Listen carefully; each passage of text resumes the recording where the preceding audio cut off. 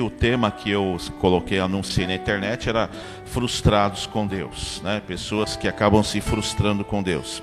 Frustração é decepção, é o efeito de frustrar, um sentimento de insatisfação, né? E decepção, tristeza, angústia, né? Então a frustração é essa sensação de decepção, sensação de que deu errado, de que não está valendo a pena, de que algo está estranho. Decepção é essa sensação, é esse sentimento. É um sentimento, é um afeto, né? Pessoas se frustram com Deus por alguns motivos. Um dos motivos pelos quais as pessoas se frustram com Deus é porque aprende errado a respeito de Deus. Aprende errado a respeito de Deus, se frustra com Deus. Nós vivemos um momento hoje em que está sendo pregado vários tipos de evangelho. Imagina que Gálatas 1:9 diz assim, coloca aí para mim, por favor, Tito. Gálatas 1:9 diz assim: Paulo, ele está exortando os irmãos da igreja da Galácia, os irmãos de Gálatas. E ele está dizendo assim: assim como vos dissemos, agora de novo também vos digo: se alguém vos anunciar outro evangelho além do que já recebestes, que seja anátema, que seja maldito. Paulo está dizendo: se alguém anunciar outro evangelho, que seja maldito essa pessoa que está anunciando outro evangelho. O evangelho é só um, é o evangelho de Jesus Cristo. Não pode ter outro evangelho. Se tiver outro evangelho, não, é maldito, é maldição. Por que Paulo está falando isso? Paulo está falando isso porque existe outro evangelho. Existe outro evangelho. Paulo percebe que na igreja da Galácia estão pregando outro evangelho. Vinham pregadores para poder desconstruir a teologia paulina. Vinham pregadores para trazer a judaização em cima da igreja da Galácia. E Paulo falou: não entra nessa, velho. Não entra no jugo da circuncisão, não precisa circundar de novo. Não entra no jugo do farisaísmo, do judaísmo. Acabou isso, o fim da lei é Cristo. Não entra nessa. Vou traduzir para os dias de hoje. Tem uma maldição na sua vida. Você já ouviu isso? Tem uma maldição hereditária. O que a palavra fala? Nenhuma condenação há para quem está em Cristo Jesus. Não entra nessa. Então, para trazer para os dias de hoje, se você não der seu tudo, Deus não vai te abençoar. Não entra nessa, querido. Não é isso. Então o que acontece? Hoje em dia as pessoas elas são formadas com uma visão, com um valor do consumo. As pessoas não são formadas com valores de humanização. Os valores de humanização são valores do amor. Ninguém é formado em função do amor na sociedade. A gente é formado em função do consumo. Então até que você pega um menenezinho e coloca ele desde pequeno na frente da televisão. Na frente da televisão ele vai ficar vendo comerciais e comerciais durante o dia. Milhares de comerciais durante semanas e anos. Vai ficar vendo comercial. E se tem uma coisa que esse ser humano vai entender, é a lógica do consumo. Ele vai entender que, se tem uma coisa que ficou clara na cabeça dele, é que para ele receber ele tem que dar, ele tem que pagar. Se ficou claro na cabeça desse ser humano, é que as coisas só funcionam comprando. E aí então ele percebe que existe uma felicidade em você adquirir aquilo que é anunciado. O que é anunciado foi feito para despertar seu desejo. E uma vez que despertou seu desejo, o menino apurrinha o pai vai lá e compra aquele negócio e dá para ele. E o pai dá diante de uma lógica do consumo. Eu estou dando isso porque você passou de ano. Estou dando isso porque... Então a lógica do consumo é sempre na base da troca. Até o pai trabalha aquilo na troca também com o filho. Aí alguém vai dizer assim: mas só poderia ser assim. Eu falei: não só poderia ser assim. É importante Quando a gente vem para o Evangelho, é importante, o que Jesus fala? Nascer de novo aqui dentro. Porque aqui dentro da igreja, a lógica não é da troca, a lógica é do amor. A lógica é do amor, não é lógica da troca. Então, Jesus, a pessoa que nasce com essa...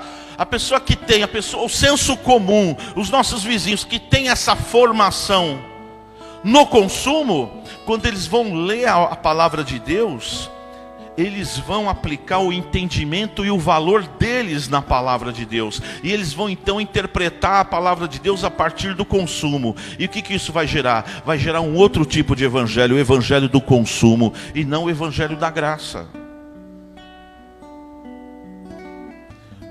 O evangelho, se você amar Jesus, Ele te ama. Se você não amar, Ele te ama do mesmo jeito, não é troca. Se você der oferta, Deus te abençoa. Se você não der oferta, Deus te abençoa do mesmo jeito, querido. Claro que se você chegar e investir e mergulhar aqui e botar, Deus vai te abençoar mais ainda do que Ele te abençoa. Mas a bênção de Deus está sobre a sua vida.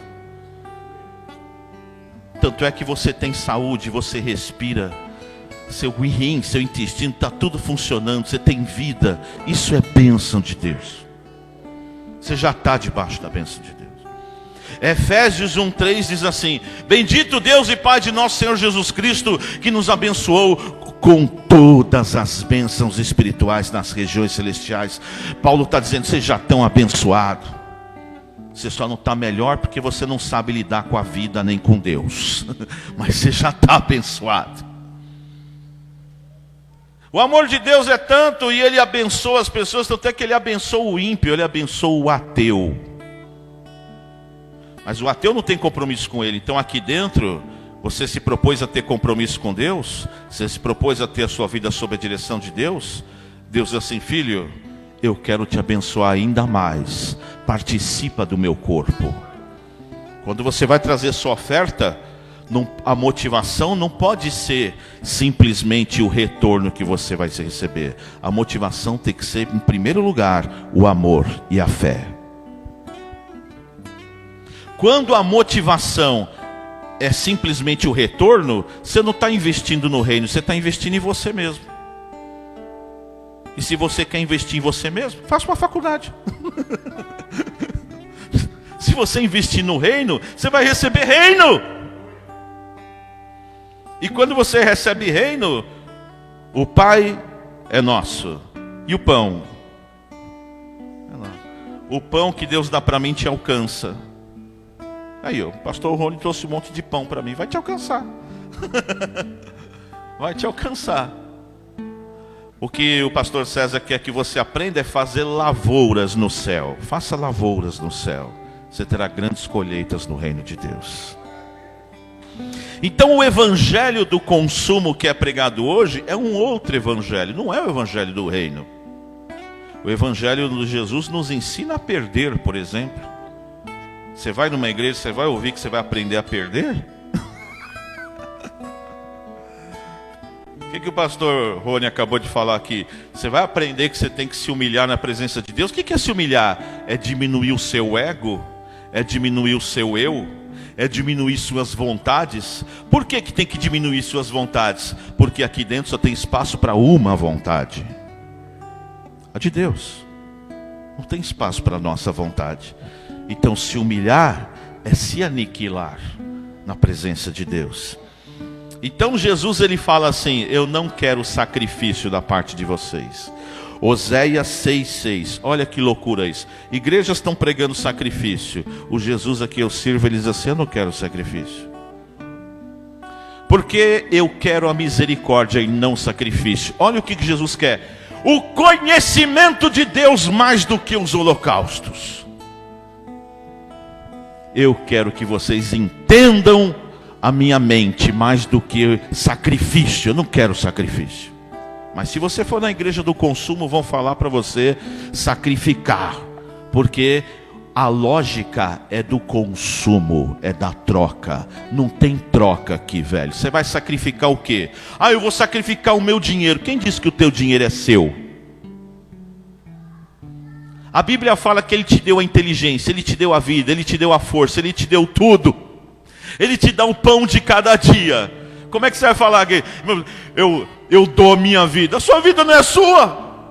Nem sua vida você pode dar. É por isso que você não pode pagar pelos seus pecados, porque a sua vida não é sua. Tem que vir o dono da vida e falar: eu dou a minha vida. Por quê? Porque a vida é minha. Ela nasce a partir de mim. Eu sou o dono, eu dou a minha vida. Está percebendo isso aí, queridos? Está entendendo? Então tudo aqui é graça, querido. Tudo é graça. E é uma questão de fé. Quem te sustenta é Deus, não é a sua administração. Eu vou dar R$2 só porque eu estou sem dinheiro, porque vai faltar. Quem te sustenta é Deus, querido, não é você. Se você der 2, Deus supre. Se você der 10, Deus supre. Se você der 100, Deus supre. Não vai faltar para você, porque você está lidando com o dono da vida do universo, o Criador de todas as coisas. Não tem essa lógica aqui dentro, querido. Aqui a questão do dízimo não é dar 10%, é se entregar, querido. Se eu não der, Deus vai abençoar. Não, querido, se der, Deus abençoa. Se não der, Deus abençoa do mesmo jeito. Deus abençoa Bill Gates. Deus abençoa Steve Jobs. Deus abençoa ateu. Deus abençoa ateu. Deus não vai abençoar você que está na presença dele, pelo amor de Deus. Jesus, ele fala isso. Eu falei que em Oséias, acabei de ler aqui que Deus, ele quer mais o conhecimento do que o sacrifício. Não dá para você falar de sacrifício com Jesus. Imagina, pastor César é Jesus, vem cá um pouquinho. Jesus está aqui. Aí você chega para Jesus e fala assim: Eduardo, eu vou sacrificar a seu favor, viu?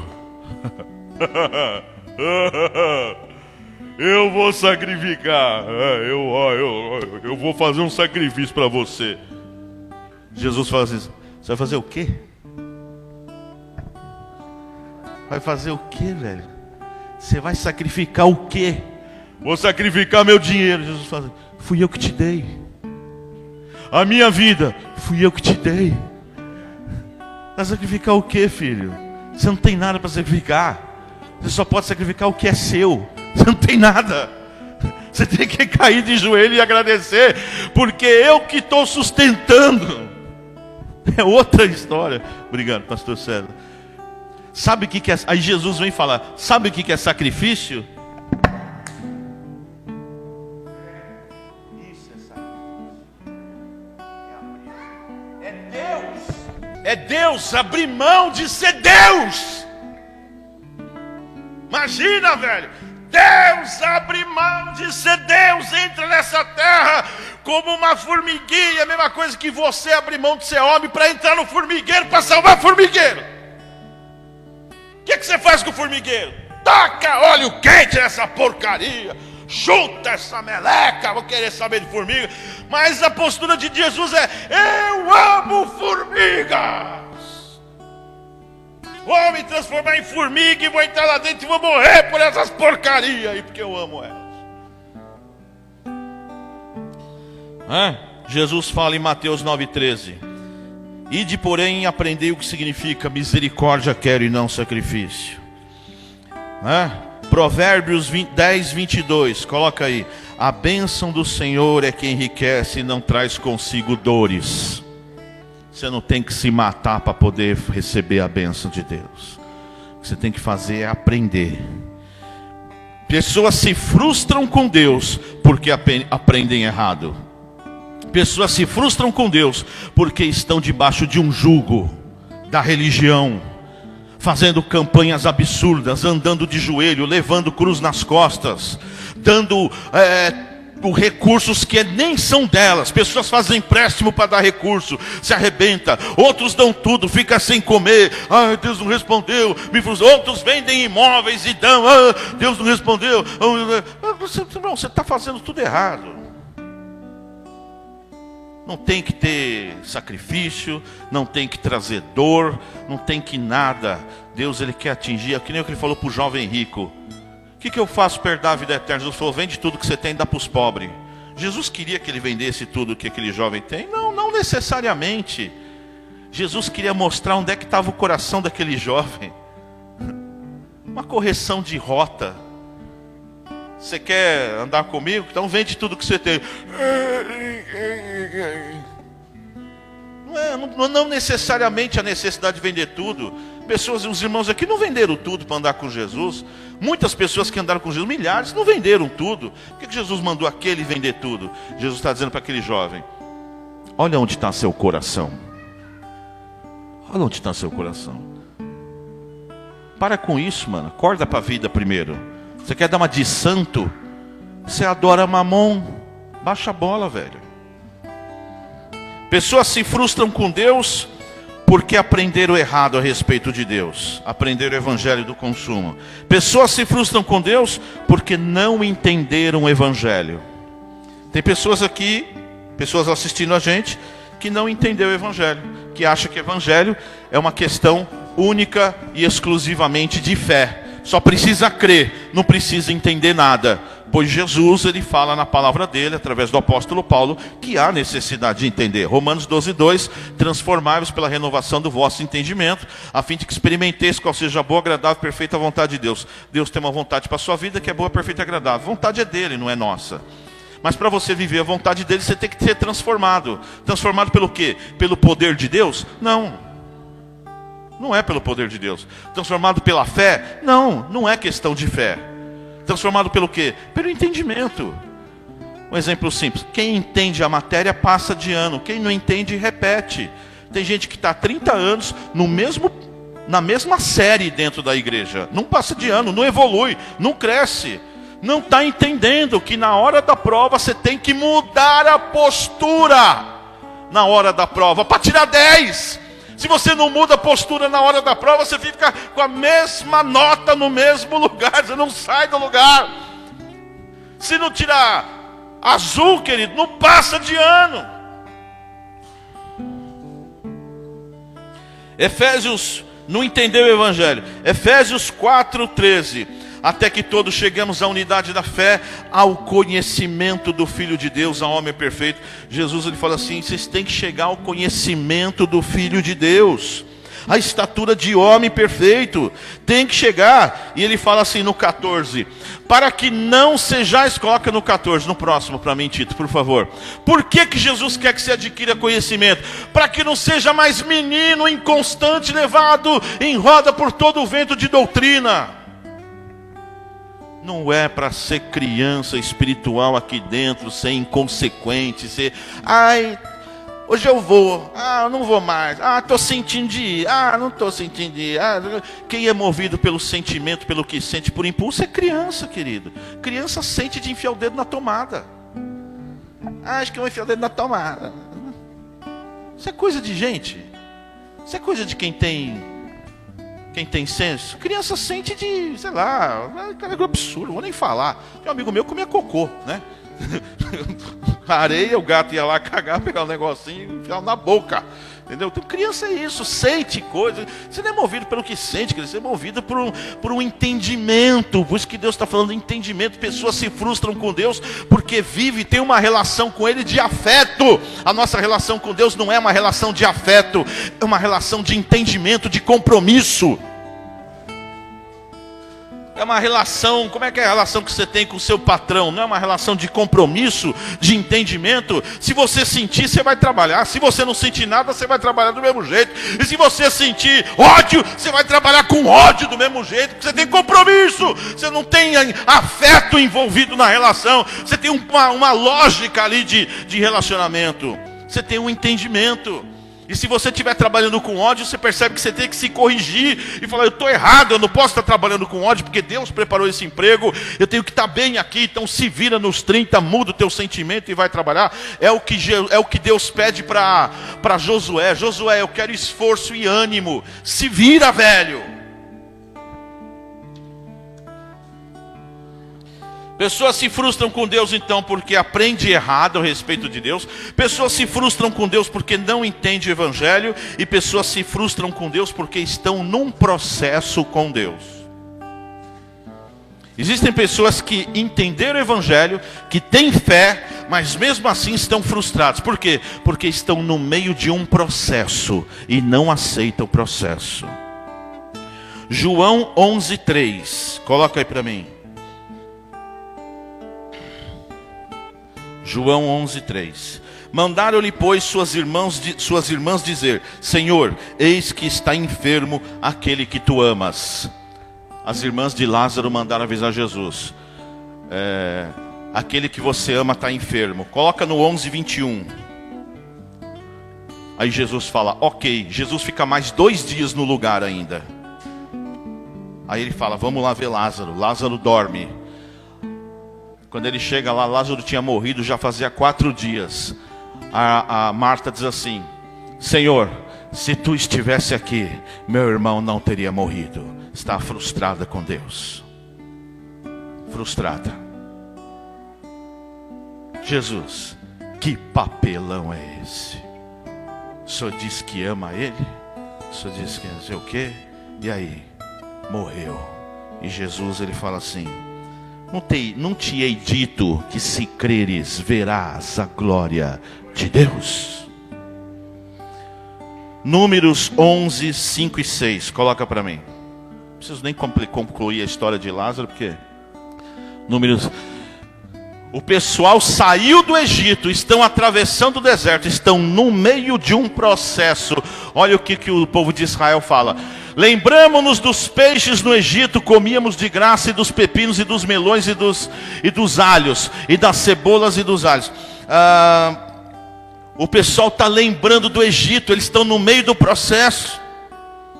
Eles estão falando: mas a vida era melhor lá, velho. Negócio de terra prometida, de promessa de Deus. Isso é mentira, eu estou com saudade. Jó 2:7. Pessoas se frustram porque estão no meio de um processo. Marta chateada porque está no meio do processo. O povo de Israel chateado porque está no meio do deserto. Jó 2:7. Então Satanás saiu da presença do Senhor e feriu a Jó de úlceras malignas, desde a planta do pé até o alto da cabeça. Nesse momento, Jó está no meio de um processo, não está entendendo nada. Não está entendendo nada. E quem é que está? E qual é o processo? O processo é algo entre o céu e o inferno. O homem não está sabendo de nada, mas o céu e o inferno está brigando e está afetando a vida de um homem. Mateus 26:39. Mateus 26:39. Olha quem está do lado da frustração. Pai, se possível, passa de mim esse cálice. O próprio Jesus, no meio de um processo, ele fala: não,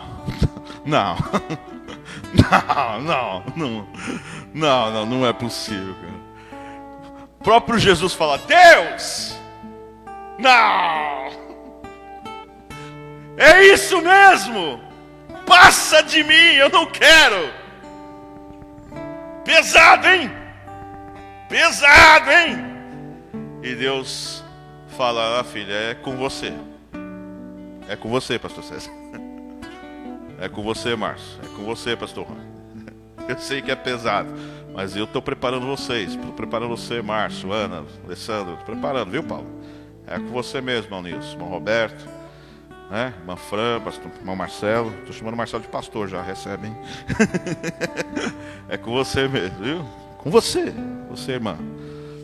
Com você, pastora Maria, Valdemar, Bruno, Maria de Fácio. Está pegando aí, queridos? O que está acontecendo? Está no meio de pessoas que se frustram com Deus porque está no meio do processo. Qual que é a resposta de Deus para isso? A resposta de Deus para isso é: entenda a proposta de Deus. Entenda que Deus está no controle. É um processo. Entenda que Deus tem um objetivo maior. Entenda o processo. Aceite o processo. A graça de Deus vai te bastar, querido. Deus está contigo. Creia em Deus e lute. Sabe por que vai acontecer? Vai acontecer isso aqui, ó. João 11:43. E tendo dito isto, clamou em alta voz, dizendo: Lázaro, sai para fora. E o processo se concluiu. E o defunto saiu, tendo as mãos e os pés ligados com faixa, o seu rosto envolto num lenço, e disse Jesus: desligai-o e deixai-o ir. Quando você entende e aceita o processo, crê e luta, acontece Josué 14:1. Pois isto é que os filhos de Israel tiveram herança da terra de Canaã. Eles entraram em Canaã e conquistaram a terra.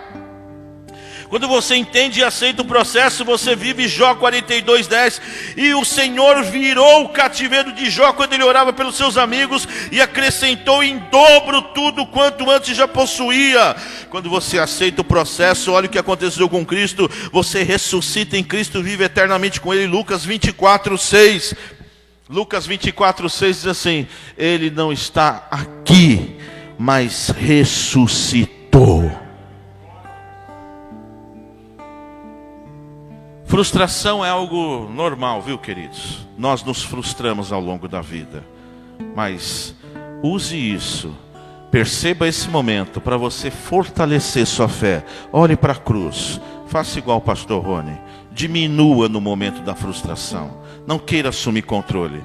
Frustração é um momento difícil, porque na hora da frustração a gente quer fazer isso. Agora quem assume o controle sou eu. Sai, Deus! Você me trouxe para a frustração. Sai agora, quem assume sou eu. Não, na hora da frustração, deixa Deus. Abaixa você, abaixa a temperatura. Vai caminhando, porque Deus tem vitória para você. Deus tem a conclusão da obra. Deus tem o finalmente. Deus tem o passar de ano. Deus tem o ressuscitar do Cristo. Deus tem a inversão do cativeiro. Deus tem a conquista da terra. Deus tem a voz de Jesus que te chama para fora da sepultura. Vem para fora, Lázaro. Amém? Feche seus olhos, curve sua cabeça.